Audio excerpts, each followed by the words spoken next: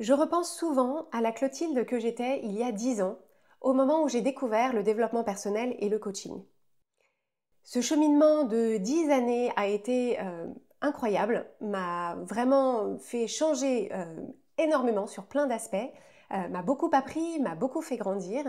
mais j'ai aussi beaucoup tâtonné et je me suis fourvoyée, j'ai perdu du temps parfois. Et donc j'ai eu envie de revenir sur ces premiers temps de mon développement personnel et partager avec vous ce que je ferais différemment si je pouvais tout recommencer, ou en tout cas quelles sont les recommandations que je me ferais à moi-même si je pouvais parler à la Clotilde d'il y a 10 ans.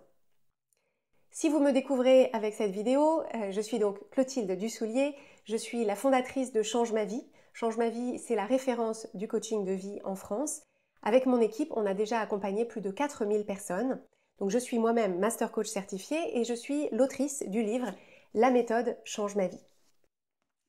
Sur cette chaîne, je vous propose chaque semaine des outils précis et concrets de développement personnel et de coaching pour que vous puissiez, comme moi, changer votre vie de l'intérieur. Donc je vous invite à vous abonner à la chaîne pour ne rater aucun de ces épisodes. Je vous propose pour commencer qu'on se remette dans le contexte de la personne que j'étais il y a 10 ans. Donc là j'ai 45 ans, donc il y a 10 ans j'en avais 35. Je venais d'avoir mon deuxième enfant, donc j'ai deux enfants qui ont aujourd'hui 10 et 13. Et donc à l'époque j'en avais un qui avait 3 ans et l'autre qui avait grosso modo 6 mois. Et je me trouvais à un moment de ma vie qui était très particulier parce que en fait j'avais dans ma vie tout ce que j'avais voulu, c'est-à-dire j'avais construit ma vie exactement à l'image de ce à quoi j'avais toujours aspiré. J'avais un travail que j'avais choisi qui était un métier très créatif, j'étais autrice culinaire. J'étais en couple depuis à l'époque 18 ans avec mon mari que j'ai rencontré à 17 ans, une très belle relation entre nous. J'avais deux enfants, c'était exactement ce que je voulais, qui étaient en pleine forme, il n'y avait aucun sujet de ce côté-là. Mais le problème, il était à l'intérieur de moi. Le problème, c'était que, alors même que j'avais cette vie qui était exactement ce que j'avais voulu, en fait, je ne me sentais jamais au bon endroit, jamais à faire les bonnes choses, et je ne me sentais jamais comme je pensais que je devrais me sentir dans une vie comme celle-là. En fait, moi, j'ai toujours été très sensible, donc j'ai toujours ressenti mes émotions plus. Et j'ai toujours été ma sensibilité m'a toujours amenée à beaucoup de questionnements, y compris des questionnements sur moi-même, toujours un sentiment un peu de décalage avec les gens qui m'entouraient, donc beaucoup de questionnements intérieurs, et beaucoup de questionnements intérieurs qui me mettaient en réalité énormément la pression. Je suis d'un tempérament perfectionniste, et donc mon perfectionnisme jouait à plein. Et en fait, je me sentais toujours en dessous de mes propres attentes sur tous les plans. Sur le plan de mon activité professionnelle, comment je la développais, je me comparais beaucoup aux personnes qui faisaient sensiblement le même métier que moi. Dans mon couple, je me trouvais pas assez ceci et pas assez cela. Voilà, j'avais l'impression de pas être la femme qu'il fallait pour mon mari. Je me mettais une pression infinie dans mon rôle de mère vis-à-vis de mes enfants qui étaient petits. J'avais lu tous les livres de parentalité bienveillante et pourtant je galérais comme pas possible. Et donc voilà, j'avais beaucoup d'injonctions là-dessus. Et voilà, vis-à-vis de mes parents, vis-à-vis de ma sœur, vis-à-vis de mes amis, je ne me sentais jamais suffisamment bien, suffisamment bonne sur aucun plan. Ça me créait donc un niveau d'anxiété énorme et des montagnes russes émotionnelles qui souvent pouvaient me faire perdre une journée entière. C'est-à-dire qu'il pouvait se passer quelque chose, je recevais un mail, une conversation, etc. Et puis ça me faisait partir dans des spirales intérieures, des ressentis émotionnels qui étaient vraiment l'impression d'être dans un ascenseur avec le panneau de commande qui ne répond pas et l'ascenseur fou qui monte, qui descend et moi je ne peux pas sortir. Donc en fait, c'était en plus une situation dans laquelle je me disais, mais Clotilde, à quel moment est-ce que tu penses que tu vas te sentir bien? Parce qu'en fait là, il n'y a rien extérieurement qui soit problématique. Donc en fait, le problème c'est toi, le problème il est à l'intérieur de toi et donc je ressentais une forme à la fois de culpabilité de ne pas réussir à profiter de ma vie et en particulier profiter de mes enfants qui étaient petits. Donc cette culpabilité et en même temps une forme très singulière de désespoir, de me dire en fait tout jusque-là, je m'étais dit non mais je me sentirai mieux quand, ça ira mieux quand, je pourrai enfin être tranquille et sereine quand j'aurai accompli telle chose, sécurisé ou stabilisé telle chose. Et en fait, au moment où j'avais sécurisé, stabilisé, je me rendais compte qu'en fait non. Et en fait, j'étais à bout de solutions pour me dire ok, comment est-ce qu'on fait? Et c'est donc dans ces circonstances-là que j'ai découvert, alors d'abord par le biais de podcasts américains que j'écoutais à l'époque, que j'ai vraiment découvert le développement personnel et le coaching par le biais d'une forme d'école américaine du développement personnel et du coaching. Moi, j'étais pas du tout dans cet univers-là avant, et en fait, j'ai découvert des podcasts, des conversations, des distinctions, des façons de voir la vie, de voir notre vie intérieure, de voir les relations avec les autres, qui ont complètement chamboulé, complètement révolutionné ma vie intérieure et qui m'ont fait entrevoir une forme de libération de tout ce poids, de ces injonctions que je m'imposais à moi-même. Et donc en fait, ça a vraiment été comme une bouffée d'air frais à ce moment-là. Donc c'est simplement pour vous redonner le contexte qui donc a été le début de mon cheminement de développement personnel et de coaching. Donc, ce que je vais partager avec vous maintenant, ce sont les 4 réflexions que j'aimerais pouvoir, à travers le temps, communiquer à la Clotilde d'il y a 10 ans pour attirer son attention sur certaines choses. Alors, je précise que je pense que tous les chemins de développement personnel ont une valeur de la façon dont ils se déroulent, voilà, de façon organique et sans nécessairement chercher. Je ne pense pas que ce soit quelque chose qu'il faille chercher à optimiser parce que même les moments où j'ai tâtonné, même les moments où je me suis fourvoyée, évidemment que j'ai appris des choses. Néanmoins, la texture mon expérience et les années que j'ai passées à ne pas avoir certaines de ces distinctions que je vais partager avec vous, eh bien je me dis j'aurais pu gagner du temps et donc tâtonner moins longtemps, ressentir un soulagement plus rapidement et me sentir mieux plus rapidement. Donc encore une fois, c'est pas une histoire d'optimisation, c'est simplement que, voilà, c'est comme si vous avez une super migraine et quelqu'un vous dit j'ai le médicament, mais je vais attendre, voilà, je te le donnerai dans 6 ou 7 heures parce que tu as des trucs à apprendre pendant les 6 ou 7 heures où tu vas souffrir de ta migraine. Donc voilà, si on peut avoir le médicament plus tôt, ou en tout cas les distinctions plus tôt pour, voilà, encore une fois, ressentir le soulagement et le mieux-être plus rapidement, je pense que c'est une victoire. Donc la première distinction que je voudrais faire, qui est en réalité, c'est une recommandation que je me ferais, qui va dans le sens de ce que j'ai fait, mais avec une distinction particulière, je vais vous expliquer. Donc la première chose que je me recommanderais à moi-même, c'est, comme je l'ai fait, de me mettre au contact de, alors j'aime pas trop le terme, mais de contenu, c'est-à-dire me mettre au contact de personnes qui partagent des réflexions, des retours d'expérience, des distinctions qui m'aident à reprogrammer mon discours intérieur et ma façon de voir la vie. Donc en fait, je pense que c'est pour ça d'ailleurs que j'ai créé ensuite mon podcast quelques années plus tard. Donc ça fait aujourd'hui 8 ans que j'ai mon podcast. Je pense vraiment que comme format, le fait de se mettre dans les oreilles la voix de quelqu'un qui vous dit quelque chose, qui vous aide à réfléchir, qui vous aide à cheminer, qui vous fait voir les choses d'une façon dont vous sentez que voilà, ça vous fait redescendre les épaules, ça vous apaise, ça ouvre vos perspectives. Ça, c'est ce que j'ai fait et je le conserverai absolument parce que ça a été vraiment salvateur. En fait, ce qu'il faut bien comprendre, c'est que quand on n'est pas bien avec soi, quand on n'est pas bien dans sa vie, en fait, ce qu'on entend à longueur de journée, c'est la radio intérieure qui nous répète des pensées qui nous font souffrir, des pensées qui nous maintiennent bloqués là où on se sent bloqué. Et donc, le fait de mettre cette voix intérieure-là en sourdine et d'augmenter le volume d'une autre voix, une voix de bienveillance, une voix qui, voilà, encore une fois, ouvre les perspectives et propose des façons de voir les choses dont on sent à l'intérieur de nous qu'elles nous sont utiles, eh bien ça, je pense que c'est très très favorable. Et d'ailleurs, je sais qu'avec le podcast Change ma vie, c'est ce rôle-là que je joue pour voilà, des dizaines de milliers de personnes qui donc, ont écouté au fil de ces 8 ans le podcast Change ma vie. Et je m'en réjouis et je suis extrêmement honorée d'avoir pu jouer ce rôle. Donc ce serait la recommandation que je me ferais à nouveau. Mais je m'alerterai simplement sur la nécessité, dans le même temps, de préserver un espace pour permettre à ma propre sagesse d'émerger et de se construire. C'est-à-dire qu'à l'époque, je sais que ce que j'ai fait, c'est que, en fait, dès que j'avais un moment de cerveau disponible, je mettais mes oreillettes dans mes oreilles et que j'écoutais un podcast. Et en fait, ce dont je me suis rendu compte un peu plus tard, c'est que c'était une forme de fuite, en fait, de ce qui se passait quand j'étais seule avec moi-même et seule avec mes pensées. Et ce qui m'a aidée ensuite, c'est justement de recréer un espace, mais j'aurais préféré le préserver dès le début,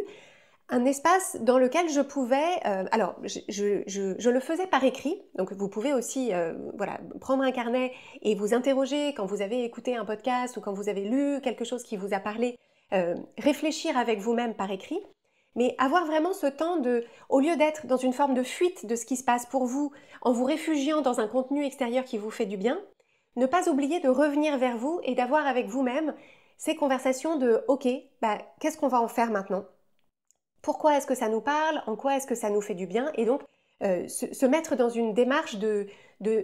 digestion active de ce qu'on apprend ou de ce qu'on comprend. Donc, si vous voulez réfléchir un peu plus à cette notion-là et trouver votre équilibre, il y a un épisode de Change ma vie que je veux vous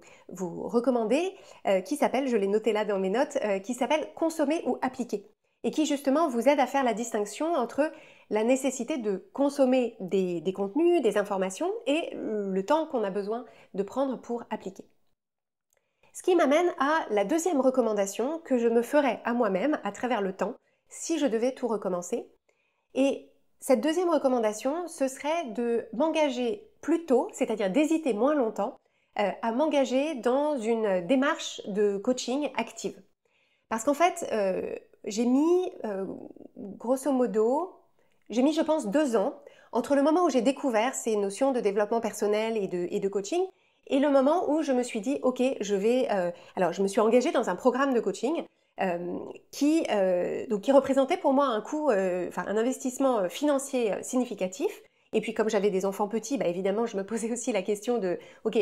quel est le temps que je vais pouvoir consacrer à ça, parce que j'avais mon activité indépendante que je gérais, la maison, les enfants, donc voilà, je manquais de temps et donc je pense que c'est pour ça que j'ai un petit peu repoussé cette tentation que j'avais. Mais surtout, je crois qu'une de mes sources d'hésitation, c'est que je me disais, oui, mais en fait, toutes les informations, je les ai. Toutes les informations, je les ai parce que j'ai écouté les podcasts, je lis des livres et donc en fait, avant de m'engager dans une démarche active de coaching, j'avais du mal à comprendre qu'est-ce que j'achetais en fait en m'engageant dans un programme de coaching qui était en l'occurrence structuré et guidé. Et en fait, rétrospectivement, j'aurais souhaité me lancer plus tôt parce que ça a fait une différence absolument énorme. Donc ça a fait une différence énorme et j'avais envie de vous l'expliciter sur 3 axes différents. La première différence énorme que ça a fait, c'est que en m'engageant dans ce programme de coaching, c'était un programme de coaching qui était structuré, qui était guidé, et donc j'ai pu sortir d'une forme d'éparpillement puisque j'écoutais plein d'épisodes de plein de podcasts et donc j'entendais plein de choses, donc mon esprit partait un petit peu dans toutes les directions. Et en réalité, je n'avais pas une méthode pour avancer de façon, comme son nom l'indique, méthodique. Et ce que j'ai découvert en m'engageant dans un programme de coaching qui était structuré, c'est que ça a apaisé toute une partie de mon esprit parce qu'en fait, au lieu de partir dans tous les sens, eh bien, je me disais, voilà, en ce moment, c'est là-dessus que je veux avancer. Voilà les sujets sur lesquels je veux avancer, voilà les distinctions, les enseignements que j'ai envie d'intégrer dans mon quotidien, dans mes situations. Et j'avais la clarté sur le déroulé, c'est-à-dire sur quelles étaient les étapes par lesquelles j'allais passer. Et donc, ça me permettait d'utiliser mes ressources d'une façon beaucoup plus canalisée et donc de voir des effets beaucoup plus rapidement. Le deuxième axe sur lequel ça a tout changé de m'engager dans une démarche de coaching, et j'aurais préféré le faire plus tôt pour justement ne pas autant tâtonner et m'éparpiller pendant 2 ans, c'est que le fait d'avoir un regard extérieur, de pouvoir poser mes questions sur mes propres situations, d'avoir en fait ce recul que m'apportait le coaching, eh bien ça m'a vraiment fait me rendre compte, et ça en fait on ne peut pas s'en rendre compte avant de l'avoir vécu, de à quel point, alors même que je me pensais, alors je me pense toujours intelligente, mais alors même que je pensais avoir beaucoup de ce qu'on appelle en anglais le self-awareness, qui est donc la capacité à s'observer de l'extérieur, à avoir du recul sur soi, la capacité à se remettre en question, ça c'était quelque chose que j'avais toujours pratiqué. Le problème c'est que ce recul et ces remises en question, je les adoptais avec les mêmes structurations de pensée, les mêmes schémas de pensée qui étaient ceux qui créaient mes difficultés. Et donc en fait, on dit parfois, l'expression c'est quand on est à l'intérieur du bocal, on ne peut pas lire ce qu'il y a sur l'étiquette. Et en fait, j'ai vraiment compris à ce moment-là la valeur qu'il y avait à avoir une personne qui n'a pas mes schémas de pensée et qui n'est pas impliquée dans mes propres situations, qui n'a pas les mêmes attachements à mes situations par définition, de pouvoir utiliser en fait son regard à elle qu'elle me reflétait pour en fait trouver prendre de la hauteur de vue sur mes propres situations, mais qui n'était pas ma propre hauteur de vue, c'en était une autre, et où d'un coup la géométrie des situations m'apparaissait tout à fait différente. En fait, l'image que je peux vous apporter, c'est que c'est la différence entre être dans un labyrinthe dont on essaye de sortir, et donc je suis seule dans le labyrinthe, et donc je tâtonne. Donc évidemment, si je tâtonne suffisamment longtemps, je vais finir par sortir du labyrinthe. Entre parenthèses, il paraît qu'il suffit de tout le temps longer la paroi du même côté, donc soit la paroi à droite, soit la paroi à gauche, et vous finirez toujours par sortir du labyrinthe, mais par contre, ça peut vous prendre beaucoup de temps. Et en fait, le coaching, ce que ça fait, c'est que ça permet de discuter, d'avoir des échanges avec quelqu'un qui n'est pas dans le labyrinthe, mais qui est au-dessus du labyrinthe, et donc qui voit, comme au jardin d'acclimatation, je ne sais pas si vous alliez au jardin d'acclimatation quand vous étiez petit, mais il y avait un super labyrinthe, et en fait, d'imaginer voir le labyrinthe du dessus, et la personne qui vous conseille en vous disant, par rapport à là où tu en es dans le labyrinthe, si tu veux en sortir le plus rapidement possible, ce qui n'est peut-être pas toujours le cas, mais moi c'était le cas, eh bien, voilà, prends la deuxième à droite et puis la première à gauche, et ne va pas là parce que là c'est un cul-de-sac, ne va pas là parce que là c'est un rallongé, et donc ça permet, donc ça reste moi qui suis sortie moi-même du labyrinthe, mais j'ai bénéficié de la hauteur de vue et de la perspective que moi-même je n'avais pas sur mes propres situations. Donc ça c'est vraiment ce que ça m'a apporté, et encore une fois, j'aurais préféré en bénéficier plus tôt. Donc je ne voyais pas ce bénéfice avant d'en bénéficier. Et le troisième axe qui m'a beaucoup surprise, c'est que en fait c'était un programme de coaching dans lequel j'avais du coup accès à l'expérience d'autres personnes qui étaient engagées dans la démarche avec moi. Et en fait, avant de m'engager dans ce programme de coaching, je n'en avais rien à faire de ça. C'est-à-dire qu'en fait, moi je me disais, non mais ce qui m'intéresse c'est mes situations à moi, et en fait, évidemment que tous ces gens qui sont avec moi, en fait, ils ont des vies différentes, ils ont des qualités différentes, ils sont pas, voilà, ils vivent pas au même endroit, ils vivent pas avec les mêmes personnes. Donc en fait, je me disais, bon, s'il faut, voilà, ils sont là, mais je ne le voyais pas comme un bénéfice. Et en fait, je me fourvoyais, mais alors totalement là-dessus, parce que je n'avais pas conscience de la valeur qu'il y avait à entendre d'autres personnes qui sont elles-mêmes dans leur propre labyrinthe. On peut se dire, oui, mais en fait, on s'en fiche, c'est leur labyrinthe et moi, je veux sortir de mon labyrinthe. Oui, mais en fait, le soulagement et, les éclairages qu'on retire alors déjà de savoir qu'il y a d'autres personnes autour de soi qui sont dans leur propre labyrinthe, ça c'est déjà énorme, et en fait, il y a beaucoup de similitudes dans les émotions même qu'elles ressentent dans leur propre labyrinthe. Parce qu'en fait, je ne sais pas si vous vous en êtes aperçu, mais quand on est au contact, même quand on écoute des podcasts de développement personnel ou de coaching, ou quand on écoute des témoignages de personnes qui reviennent sur leur parcours, qui reviennent sur leurs difficultés, etc., en fait, il y a toujours un biais de post-rationalisation. C'est-à-dire que les personnes partagent des épreuves ou des difficultés qu'elles ont rencontrées, mais c'est après coup. Donc en fait, alors déjà, il y a un truc de la mémoire qui se passe où on se souvient plus bien de la grande difficulté que c'était, donc on n'utilise plus exactement les mêmes mots pour en parler. Et surtout, il y a une espèce de côté, comme on sait que l'histoire s'est bien terminée, parce que sinon la personne ne serait plus là pour en parler, il y a une espèce de côté, une sorte de distance, on n'arrive pas bien à se reconnaître quand on est soi-même encore au milieu de ce que j'appelle voilà, la rivière de misère, où voilà, on a quitté une rive mais on n'est pas encore de l'autre côté. Et donc l'énorme valeur dans un programme de coaching dans lequel on a accès à l'expérience d'autres personnes, c'est que ce sont d'autres personnes qui ne sont pas encore sur l'autre rive. Et donc elles parlent de leur expérience et en fait elles ne galèrent pas sur les mêmes choses que nous, ou alors elles galèrent sur les mêmes choses que nous et elles sont en train d'avancer et donc nous on en bénéficie. Et ça honnêtement je pense que c'est probablement voilà, l'élément qui a été pour moi le plus salvateur. D'autant plus que je venais à cette démarche avec une très grande exigence envers moi-même et donc la tendance à penser que c'était un problème que je galère, c'était un problème que j'ai des difficultés, que je devrais pouvoir m'en sortir toute seule. Et en fait, le fait de voir d'autres personnes qui étaient elles-mêmes des personnes qui avaient accompli des choses super et au moins de l'extérieur, je me disais mais elles ont tout compris, mais en fait, voilà. Donc encore une fois, normalisation, soulagement, extraordinaire valeur et j'aurais voulu en bénéficier plus tôt. Troisième recommandation que je voudrais me faire à travers le temps et que j'aimerais prendre en compte si je devais tout recommencer, c'est de justement prendre en compte plutôt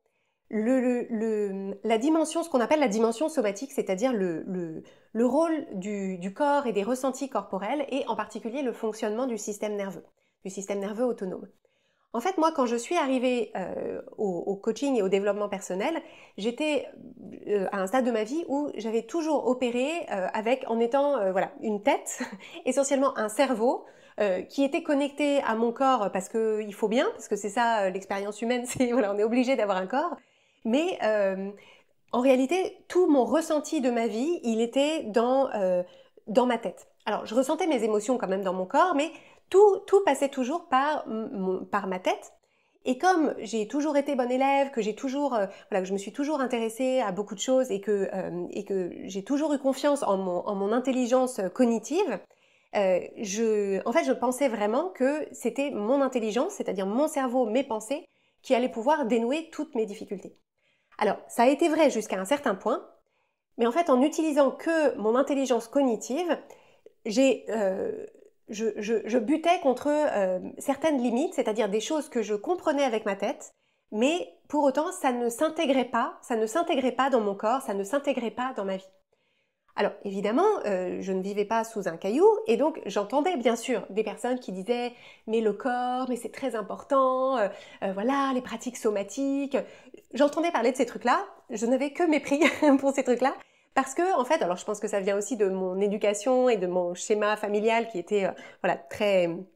très intellectuel, avec voilà beaucoup un monde d'idées, un monde d'esprit, un monde de connaissances, un monde de lecture.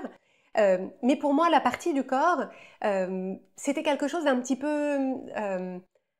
animal, je pense, que j'avais pas très envie de prendre en compte. Enfin, je me sentais très coupée de cette dimension-là de moi-même. Et surtout, en fait, comme ce que je percevais de mes difficultés, je le percevais dans ma tête. En fait, je me disais, je ne voyais pas le rapport avec mon corps, en fait. J'avais pas de problème dans mon corps, j'avais des problèmes dans ma tête. C'est comme si je vais voir un médecin, j'ai un problème, j'ai une douleur au genou, et le médecin me dit, ok, on va s'occuper du genou, mais attention, très important, occupe-toi de un truc au niveau de ton oreille. Je lui dirais, non mais en fait, mon oreille, ça va, j'ai pas de problème avec mon oreille, j'ai un problème avec mon genou. Donc, ça me paraissait logique à l'époque, mais je m'aperçois avec le recul que je me coupais de cette façon-là d'une autre forme d'intelligence qui n'était pas l'intelligence qu'on m'avait appris j'allais dire à exploiter, j'aime pas trop le verbe, mais qui n'était pas le mode d'intelligence qu'on m'avait appris dont on m'avait appris à bénéficier qu'on m'avait appris à développer, dirais-je. Et donc, encore une fois, ça a beaucoup limité je me suis heurtée à des limites de ce que mon cerveau pouvait faire seul. Et alors, pour ma part, ce qui a vraiment tout changé, c'est quand j'ai fini par comprendre la dimension de notre expérience qui est liée au fonctionnement du système nerveux autonome. Et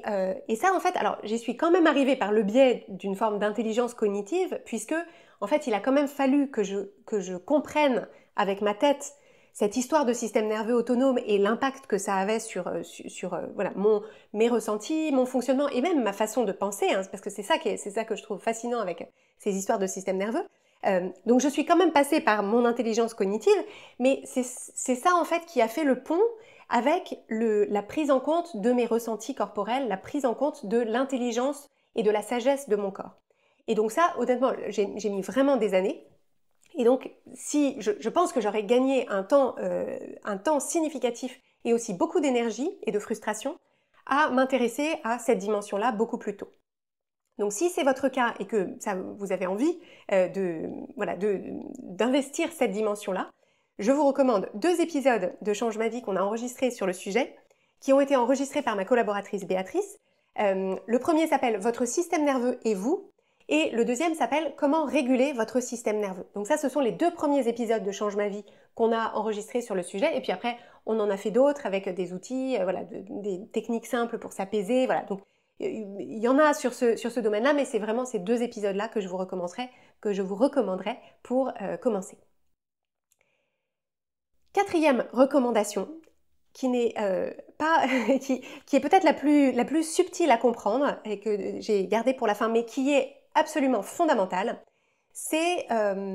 si je pouvais me reparler à moi-même il y a 10 ans, si je devais tout recommencer, je me dirais attention Bichette à bien déceler le perfectionnisme qui se cache sous ta démarche de développement personnel et de coaching. Parce que, comme je l'ai partagé avec vous, je suis venue à cette démarche avec des problématiques de perfectionnisme. J'avais, et je pense j'ai toujours, parce que je ne pense pas qu'on se débarrasse totalement du perfectionnisme, mais on apprend à le dompter et à l'utiliser comme un super pouvoir plutôt que comme un talon d'Achille. Donc, je suis venue à cette démarche avec une disposition d'esprit perfectionniste, avec une disposition d'esprit de très grande exigence envers moi-même. Et donc, sans surprise, j'ai appliqué le même perfectionnisme, la même disposition d'esprit et la même exigence envers moi-même dans la démarche elle-même. Alors, moi, la façon dont ça s'est manifesté,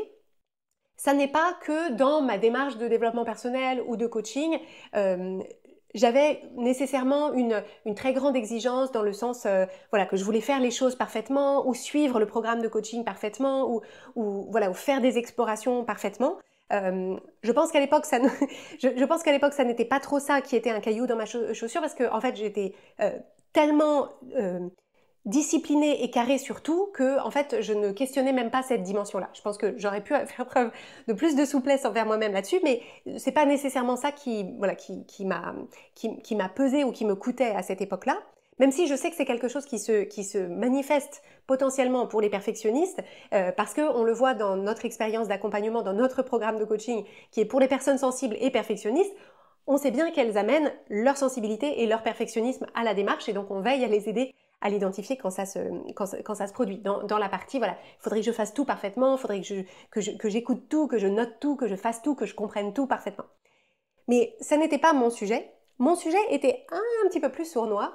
C'est qu'en fait, les sujets sur lesquels je voulais avancer, donc les sujets sur lesquels je voulais utiliser les outils de développement personnel et de coaching que je découvrais pour changer moi-même, pour me changer et pour changer dans ma vie, certaines de ces situations ou certaines de ces choses, c'était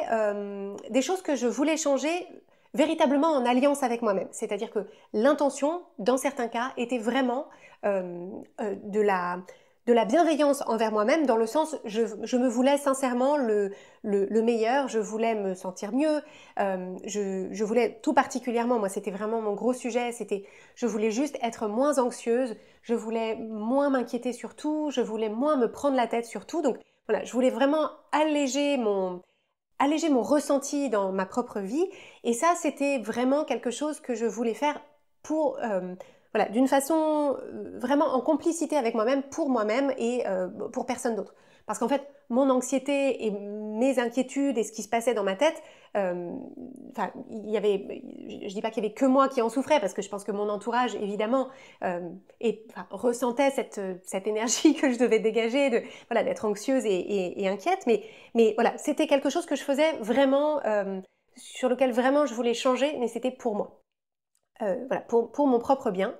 Mais il y avait aussi des choses, et c'était quand même une grosse partie de ce sur quoi je cherchais à avancer, et j'ai mis du temps hein, à m'apercevoir de ça. Il y avait des choses sur lesquelles je voulais changer parce que c'était des parties de moi que je rejetais, que je n'aimais pas, que je ne trouvais pas acceptables, soit à mes propres yeux, soit aux yeux des autres. Sachant que pas acceptable à mes propres yeux, c'est toujours un effet de miroir, c'est-à-dire c'est toujours euh,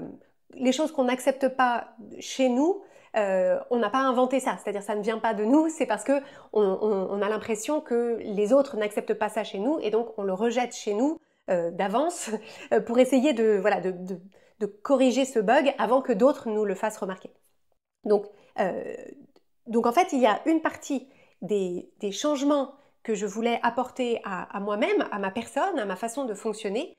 qui n'étaient pas en réalité pour mon bien, mais qui étaient parce que voilà, parce que c'était des parties de moi-même que je n'aimais pas, que je rejetais. Euh, et en fait, le problème de ça, c'est que ce qu'on cherche à changer par, par honte ou enfin, animé par la honte ou le rejet ou le désamour, en fait, ça ne fonctionne pas. Ça ne fonctionne pas parce que la force de changement rencontre une résistance de même force et que, en fait, la partie de nous qui fonctionne comme ça, elle se sent très en danger, à ce moment-là, très en insécurité. Et donc, en fait, ça ne fait que renforcer cette partie-là de nous. Et donc, pour vous donner un exemple, il y avait une dimension enfin, une particularité de ma personnalité que je n'aimais pas du tout et qui me paraissait voilà, très non aimable, désaimable. C'était ce que je pourrais qualifier d'un manque de flexibilité. Donc moi j'ai toujours été voilà, plutôt à aimer que les choses soient bien claires, bien rangées et en particulier euh, bien organisées et qu'on sache à l'avance ce qu'on va faire et que si on a décidé que les choses allaient se passer d'une certaine façon, et ben que les choses se passent de cette façon-là. Et en fait, face à d'autres personnes qui ne fonctionnent pas comme ça, je leur donnais je leur donnais systématiquement raison à elles et en fait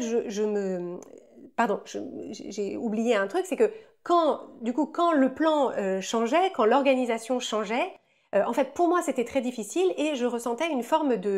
une forme d'inconfort d'abord, puis de colère, de résistance, voilà, ça me gâchait mon plaisir, je pouvais pas, je voulais pas, voilà, j'étais pas d'accord. Et en fait, cette réaction-là, je la jugeais très négativement parce que je, je voyais dans les yeux d'autres personnes, ou en tout cas je croyais voir dans les yeux d'autres personnes, et de mon mari en particulier, que c'était relou en fait. Que c'était relou, que c'était rigide, et qu'en fait, bah, que la bonne façon d'être, c'était d'être quelqu'un de spontané, quelqu'un qui est cool, quelqu'un comme on dit en anglais, to go with the flow. Voilà. Et moi, j'ai jamais été comme ça. J'ai jamais été comme ça, mais j'ai toujours aspiré à être comme ça parce que je me disais, c'est quand même beaucoup plus cool. J'admirais les gens qui étaient comme ça, et donc j'avais envie de changer cette partie-là de moi parce que je me disais, en fait, cette partie-là de moi, elle est relou. Cette partie-là de moi, elle est pas facile à vivre et elle est pénible en fait, cette partie-là de moi. Et, euh, et en fait, du coup, ça n'a jamais fonctionné d'essayer de changer ça. Ce qui a beaucoup mieux fonctionné, parce que justement, c'était un changement animé et inspiré par le rejet de la partie de moi voilà, qui n'est pas flexible et qui aime que les choses soient carrées et bien organisées et qu'on fasse ce qu'on a dit qu'on ferait, qu'on parte à l'heure dont on avait décidé, etc. Enfin bon, je vous passe le truc, si vous savez, vous savez. Et donc, ce qui a beaucoup mieux marché, c'est quand j'ai fini par comprendre, encore une fois, ça m'a mis du temps, et donc c'est pour ça que je le partage avec vous et que j'aimerais le partager avec moi d'il y a 10 ans, c'est que ce qui fonctionne beaucoup mieux, c'est de commencer par arriver à aimer vraiment la partie de nous, cette partie de nous qui est, par exemple, dans l'exemple que je donne, la partie de moi qui est inflexible. la partie de moi qui est rigide, la partie de moi voilà, qui est déstabilisée et pas contente et contrariée quand les choses changent. Et en fait, pour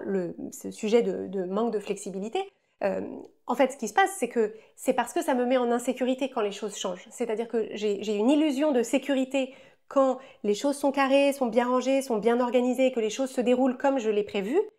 Et donc, en fait, ce qui m'a aidée, c'est de trouver la compassion et surtout la tendresse pour cette partie de moi qui, comme un peu un enfant qui se sent dans ces moments-là déstabilisé, désécurisé parce que j'ai l'impression que du coup, je sais plus, j'ai plus mes repères, je sais pas où est-ce qu'on va manger, je sais pas qui y aura, et puis j'avais pas prévu ça comme ça, et d'un coup, c'est comme si mon monde s'écroulait. Et donc, trouver d'abord de la tendresse pour cette partie de moi, de la tendresse, de la compassion, et donc dans les moments où ça se produit, au lieu d'essayer d'adopter le point de vue des autres qui trouvent qu'il faudrait que je sois plus spontanée, plus souple et plus cool, c'est d'être d'abord en alliance avec moi-même. D'abord, cocotte, ouais c'est dur, et explique-moi, et qu'est-ce qu'il y a, et de quoi t'as peur, et donc d'être d'abord en complicité avec moi-même. Et en fait, ce dont je m'aperçois, c'est qu'il y a beaucoup de choses qui, quand on décide d'abord d'aimer, mais d'aimer sincèrement la partie de soi dont on avait honte ou qu'on est tenté de rejeter, eh bien en fait, cette partie-là, elle a moins besoin de s'exprimer. Parce qu'en fait, elle sait que sa voix sera prise en compte et donc elle a moins besoin de s'exprimer. Quand elle s'exprime moins fort. Et donc ses traits de personnalité ou de tempérament, finalement, sont moins marqués. Et du coup, il y a moins besoin de se poser la question de les changer ou de ne pas les changer. Par contre, ce qu'on peut faire ensuite, une fois qu'on a aimé cette partie-là, c'est utiliser ce que j'ai fait, les outils de coaching, pour se dire, ok, donc c'est pas que je veux changer cette partie de moi et devenir spontanée et cool. Par contre, parce que je pense que je serai jamais quelqu'un de totalement spontané et cool, mais c'est plutôt de me dire, ok, mais dans ces moments-là, qu'est-ce qui est difficile pour toi et comment est-ce qu'on peut rendre les choses plus simples, plus fluide, retrouver plus rapidement ton sentiment de sécurité quand l'organisation change. Mais vous voyez que du coup, c'est quelque chose qui est fait pour moi et que finalement, est-ce que les autres trouvent que je suis rigide et relou? C'est secondaire. Je préfère quand les gens trouvent pas que je suis rigide et relou, mais c'est vraiment cette idée de se dire, et je pense que c'est comme ça que je pourrais le résumer, c'est vraiment de se dire, ma toute première responsabilité sur ces idées de changement, elle est envers moi-même, ce qui va moi me faire du bien, ce qui va moi me permettre d'être mieux dans ma vie intérieure, mieux avec les autres, parce que ensuite, par effet de rebond, si moi je suis bien, je suis bien avec les autres et je suis du coup plus facile à vivre. Mais vous voyez que c'est d'abord entre moi et moi que ça se passe. Alors, je vais récapituler pour vous ces 4 recommandations que j'aimerais me faire à travers le temps et que je vous fais à vous-même si vous êtes dans une démarche de développement personnel et de coaching, ce dont je suis à peu près sûre, sinon vous n'auriez pas écouté cette vidéo ni cet épisode jusqu'ici. Donc le premier axe, c'est me mettre beaucoup au contact de contenus qui me parlent, qui m'aident à changer mon discours intérieur et ma façon de penser, mais conserver un espace idéalement équivalent pour voilà, catalyser, digérer et permettre à ma propre sagesse d'émerger, de se construire et surtout de mettre ça en pratique. Deuxième recommandation, ce serait d'hésiter moins longtemps avant de m'engager dans une démarche de coaching pour pouvoir bénéficier plus rapidement des bénéfices dont je vous ai parlé tout à l'heure et de ne pas croire aussi longtemps que, je suis suffisamment intelligente pour m'en sortir toute seule, c'est-à-dire oui, mais c'est plus inconfortable et ça dure plus longtemps, ni qu'il y a une gloire particulière à s'en sortir tout seul, qu'il y a plus de mérite à avoir tâtonné tout seul. Et voilà, vraiment se dire que le gain de temps, de soulagement et de bien-être que ça permet d'accélérer vaut vraiment l'investissement de temps et d'argent. Troisième élément, m'intéresser plutôt à la dimension somatique et en particulier à la dimension du système nerveux de toutes mes difficultés. c'est-à-dire résister moins longtemps à passer le cap, à passer le détroit. Du coup, j'ai cette idée des détroits entre les continents, mais voilà, ne pas rester que sur mon continent tête, mais aller voir un petit peu, faire quelques incursions dans le continent corps et voir de quelle façon est-ce que tout ça, en réalité, c'est complètement... Enfin, voilà, que tout ça est en interdépendance permanente, ce qui est, entre guillemets, entre parenthèses, absolument passionnant. Et qui évite de buter sur le mur du cerveau roi aussi longtemps que je l'ai fait. Et quatrième question, me poser systématiquement la question quand je veux changer quelque chose chez moi. Et donc cette question-là, je vous la confie, c'est si je ne pensais pas que changer ça me rendrait plus digne d'amour ou plus acceptable aux yeux des autres, est-ce que je voudrais effectivement le changer? Donc je vais vous répéter cette question parce que c'est vraiment là-dessus que je veux vous laisser. C'est si je ne pensais pas que changer cette caractéristique ou ce mode de fonctionnement, si je ne pensais pas que ça me rendrait plus digne d'amour ou acceptable par les autres, est-ce que je passerais du temps à le changer? Oui, non, de quelle façon? Si vous écoutez cet épisode au moment où on le diffuse, nous sommes en période d'ouverture des inscriptions au programme de coaching Change ma vie. Et donc, vous vous doutez bien que toutes ces recommandations, tout ce que moi j'ai appris sur les 10 dernières années, tout ça, c'est absolument ce dont vous allez pouvoir bénéficier. On l'a vraiment concentré dans la démarche qu'on vous propose au sein du coaching Change ma vie. Donc, si ça vous intéresse, si vous voulez aller plus vite, avec plus de confiance et avec la bienveillance de l'équipe des coachs Change ma vie, je vous invite à nous rejoindre sur changemavie.com/coaching et je vous dis à jeudi prochain.